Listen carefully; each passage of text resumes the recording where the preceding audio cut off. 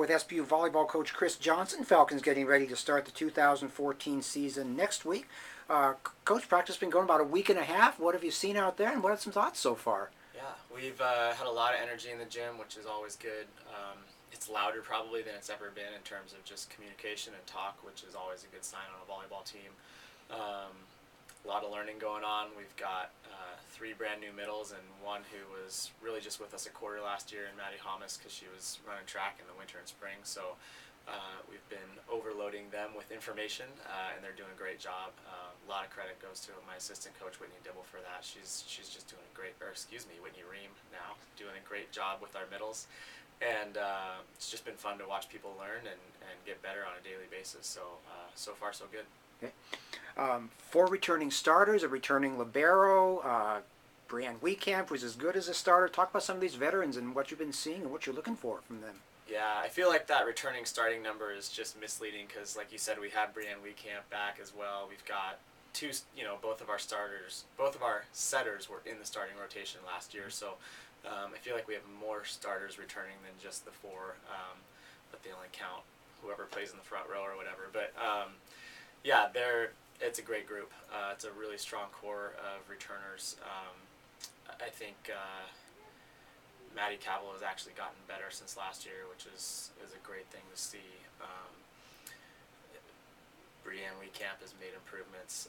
She's going to be really competitive as always this year. I think both Ellie Britt and Lexi Biondi on the outside are really competitive, and I don't know which one of them is going to be our starter yet. They're both hammering the ball, so we're seeing a lot of improvements across the board. And then just to have Jessica Miller back at full capacity after being out so long last year with the finger injury, with the broken finger, and then before that she was out with a foot injury for basically the entire spring and summer prior. So to have her really at 100% is making a huge difference for us. So it's good to see too.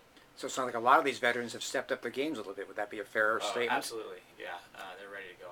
Okay. 6 newcomers. Have you ever had that many in the gym before? And what's it been like blending all of them in with the group? I was trying to think about that. I think we did have 6 one year. I think this year it's just been easy though, in terms of blending them in.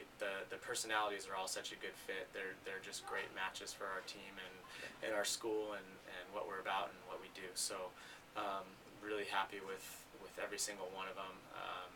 I know the returners have felt the same way, and I know the new people coming in have felt like it's a really good fit for them as well in terms of meshing with the returners. So the chemistry is really good right now, which is good to see.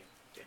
And talk about some of them. Any of them have a good chance to make some good immediate contributions, do you think? Yeah, 2 of the new middles are really competing and battling for that starting spot. That's Hannah Lautenbach and Louisa McGinnis, both looking really good offensively. So we're excited about both of them. Colleen Hannigan, I think, has been better than expected so far, so that's always a good surprise. Yeah. Her serve is killer, and so she may work her way into the lineup as a serving specialist at some point. That wouldn't surprise me at all. I think she's doing really well. She's got great fundamentals, and so we're excited to have all of them. But I think those are the 3 that right now are the closest to making immediate contributions. Okay. On the whole, where was this group in their preparation compared to this time a year ago, would you say?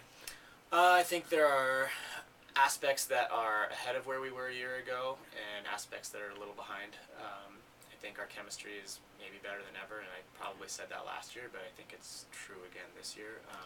This group has just gelled so well so quickly, and that group of 5 seniors are so close that it just helps everything. And so that aspect of it, our hitters on the pins are just fantastic right now. And so I think we're really in good shape there.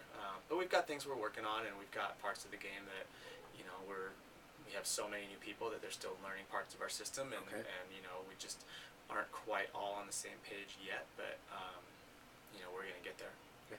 Is there a particular strong suit or 2 that you really see for this team heading into 2000? The chemistry I mentioned already, I think, is just huge, and I think that will get us past a lot of other minor faults, or we just aren't having you know, we aren't having any kind of clashes at all. You know, there's no issues, so that's really nice. And you know, we're having fun playing volleyball, and I think you know, we may have a struggle here or there, but everybody's so supportive of each other that you know, it comes back to that. So I think that's our biggest strength right now. Okay. And any point that you and your assistants are really emphasizing, you know, to be better than you were last year?